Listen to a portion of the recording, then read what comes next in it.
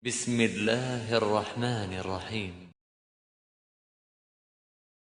Masalah ATM atau mini ATM, ya jasa mini ATM semacam BRI Link memang mempermudah khususnya bagi masyarakat yang ada di daerah ya, terutama yang di pelosok, yang di kampung, yang di sana tidak gampang untuk menjangkau ATM ataupun cabang dari bank tertentu yang sekarang ini menjadi fasilitas yang memang banyak kita tidak bisa melepaskan diri daripadanya.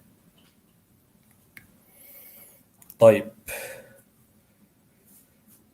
Ini memang salah satu peluang bisnis yang ditawarkan oleh pihak bank tersebut bagi orang yang mempunyai kelebihan dana, kelebihan modal, kelebihan uang, ya, dengan syarat-syarat yang telah mereka tetapkan, dia bisa mendapatkan mesin semacam ATM yang mereka istilahkan dengan mesin EDC, ya. Ya, mesin itu bisa digunakan nantinya untuk transaksi semacam tarik tunai, kartu kredit, atau kartu debit, ATM, atau pembayaran-pembayaran semacam pembayaran listrik, pembayaran telepon, beli pulsa, dan lain sebagainya. Adapun mengenai hukum membuka jasa mini ATM seperti ini, wallahu alam, saya melihatnya ada sisi yang di dalam transaksi tersebut boleh, ada sisi yang tidak boleh. Jadi tercampur di dalamnya. Ya. Kalau transaksi itu adalah transaksi pembayaran, mengambil jasa dari pembayaran listrik, pembayaran telepon, atau yang semacam itu, maka ini transaksi yang boleh, tidak mengapa insya Allah, karena itu adalah jasa upah atau upah kepada jasa layanan yang diberikan, ya, maka tidak mengapa masuknya kepada babul ijarah, upah mengupah, bukan masuk kepada babul qard atau bab utang piutang, ya. Jadi kalau kita mengambil kelebihan ada fee di sana, tidak mengapa. Yang dilarang itu kalau dalam bab utang piutang, dalam bab utang piutang yang tidak diperbolehkan karena ada kaidah. Ya, sebetulnya kaidah ini bersumber kepada hadis, tapi hadisnya dhaif. Namun sudah menjadi ketentuan di kalangan para ulama yang mengatakan bahwasanya kullu qardin yajlibu nafa'an fahuwa riba. Setiap utang yang membawa kemanfaatan bagi yang memberikan utang, maka itu adalah riba. Nah, tapi ini karena masuknya ke dalam babul ijarah, bab sewa, ya, memberikan kelebihan kepada jasa, ini masuknya ke dalam bab upah mengupah, maka tidak mengapa insya Allah. Ini satu sisi. Sisi yang lainnya penarikan tunai dari debit, ya, kita mengambil uang kita yang tersimpan melalui ATM tersebut, ya, karena dia menyediakan jasa, kita bisa ngambil uang kita di situ lewat mesinnya, maka kita beri dia kelebihan. Ini mungkin masih masuk ke dalam bab al-ijarah. Nah, yang jadi masalah ketika itu adalah kartu kredit, misalnya mengambil tunai atau ya semacam itu dari yang memiliki kartu kredit, karena masuknya nanti adalah bab utang piutang, karena kartu kredit itu asalnya adalah kita diutangi oleh bank. Nah, di situ repotnya. Maka kalau utang piutang tidak boleh mengambil fee. Utang piutang itu kalau ada fee-nya di sana dari yang menghutangi, di dalam hal ini yang punya mesin, yang punya ATM, mini ATM, dia mendapatkan fee karena dia menghutangi terlebih dahulu, nanti bank yang nalangi karena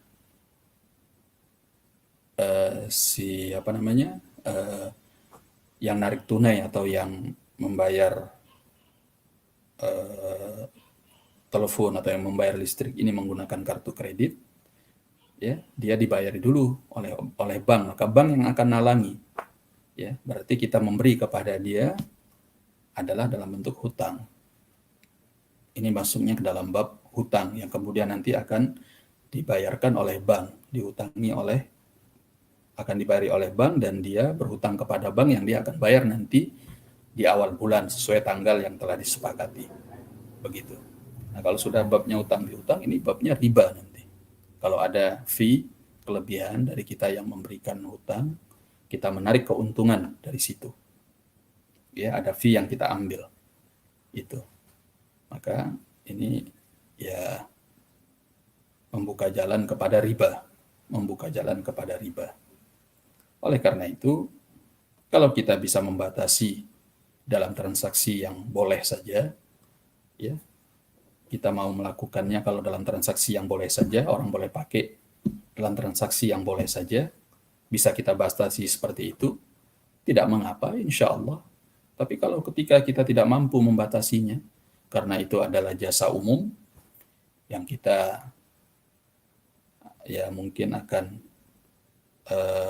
berakibat diberi sanksi oleh pihak bank, atau mungkin berakibat menjadi keributan karena kita membatasi orang, atau yang semacam itu, sehingga kita tidak bisa membatasi transaksi yang ada padahal yang boleh saja.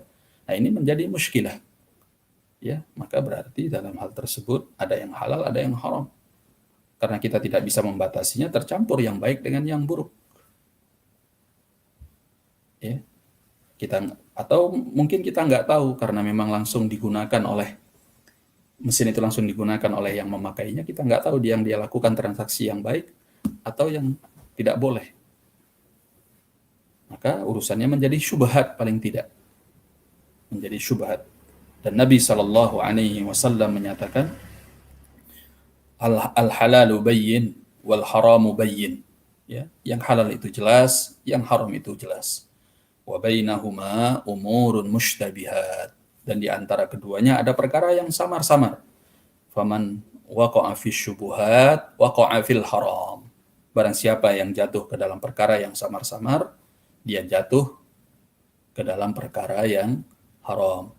Faman ittaqa syubuhat, dan barang siapa yang mau menjaga diri dari perkara yang samar-samar, faqad istabra'a lidinihi wa 'irdhihi, maka berarti dia telah menjaga kebersihan agamanya dan kehormatannya.